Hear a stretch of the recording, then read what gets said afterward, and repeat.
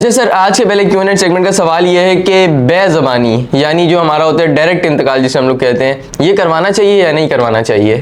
اچھا، جہاں تک میرا خیال ہے نا، بے زبانی یا ڈائریکٹ انتقال یہ کبھی بھی نہیں کروانا چاہیے۔ اس کے میں 2-3 مثالیں آپ کے سامنے دیتا ہوں، 2-3 ریفرنس دیتا ہوں کہ ایک آج سے 15 سال کا پہلے کا کیس آیا ہمارے پاس۔ سوال کسی نے کیا تھا کہ 15 سال پہلے ہم نے بے زبانی مطلب ڈائریکٹ انتقال کروا لیا تھا، لیکن جب ہم نے بے زبانی ڈائریکٹ انتقال کروایا تو جو پٹواری تھا اس نے جو ایک گورنمنٹ کے واجبات ہوتے ہیں، ایک اماؤنٹ ہوتی ہے، وہ پے نہیں کی، سرکاری واجبات۔ تو اب 15 سال کے بعد کہیں تحصیلدار کے سامنے وہ کیس آیا تو تحصیلدار نے وہ جو انتقال ہے نا ریورس کر دیا۔ جو پرانا مالک تھا اس کے نام پہ کہ یہ تو انتقال ہوئے نہیں ہے، یہ تو پرانے مالک کے نام پہ پراپرٹی کر دو۔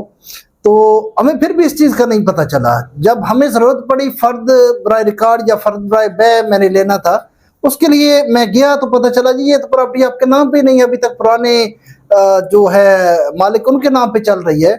تو اب دیکھیں وہ شخص پھنس چکا ہے، کیونکہ 15 سالوں میں کم از کم بھی نا 4 دفعہ جمع بندی ہو چکی ہے، اور اب اس کا کوئی طریقہ کار بنتا نہیں ہے۔ اب اگر تو 1-2 مہینے لیٹ ہوتا ہے نا، پٹواری جو ہے نا یہ اکثر سرکاری واجبات پے ہی نہیں کرتے، آپ ان کو دے دیتے ہیں لیکن وہ آگے پے نہیں کرتے، یہ بڑا مسئلہ ہوتا ہے۔ اچھا، آپ ان سے اگر کوئی چیز ڈیمانڈ کریں تو وہ آپ کو دے دیتے ہیں بنا کے، لیکن بغیر اسٹیمپ کے، بغیر سائن کے۔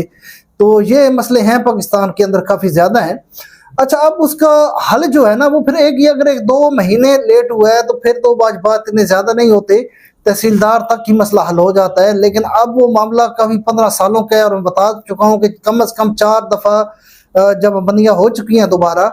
تو پہلے ایک دفعہ جو ہے وہ ان کا جواب میں نے یہ دیا کہ ایک دفعہ ایک اپلیکیشن تحصیلدار کو یا AC کو یا DC کو لکھ کے دیکھ لیں، اگر کچھ بنتا ہے تو ٹھیک ہے، نہیں تو آپ سول کورٹ سے رابطہ کریں، اور سول کورٹ سے رابطہ کر کے اس میں اپلیکیشن میں یہ آپ لکھیں کہ جتنے بھی سرکاری واجبات ہمارے بنتے ہیں ہم پے کرنے کو تیار ہیں۔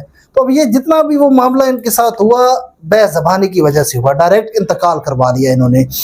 اچھا، پھر دوسرا طریقہ میں یہ آپ کو بتاتا ہوں کہ جب بھی آپ انتقال کرواتے ہیں نا، 2 سے 3 دن بعد، 4 دن بعد، ہفتے بعد، تھوڑے ٹائم پیریڈ کے بعد آپ چلے جائیں پٹوار خانے یا لینڈ ریکارڈ سینٹر چلے جائیں، ان سے آپ یہ ڈیمانڈ کریں کہ فرد برائے ریکارڈ مجھے دے دیں۔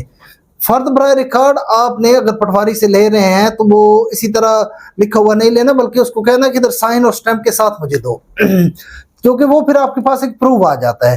اب اگر پٹواری نے آگے واجبات جمع نہیں کیے ہوئے تو وہ فرد برائے ریکارڈ آپ کو نہیں دے سکتا سائن سٹیمپ کے ساتھ، تو یہ چیزیں کلیئر ہو جاتی ہیں۔ تو یہاں پہ میں ناظرین کو بھی یہی مشورہ دوں گا کہ کبھی بھی بے زبانی انتقال یا ڈائریکٹ انتقال کبھی بھی نہ کروائیں۔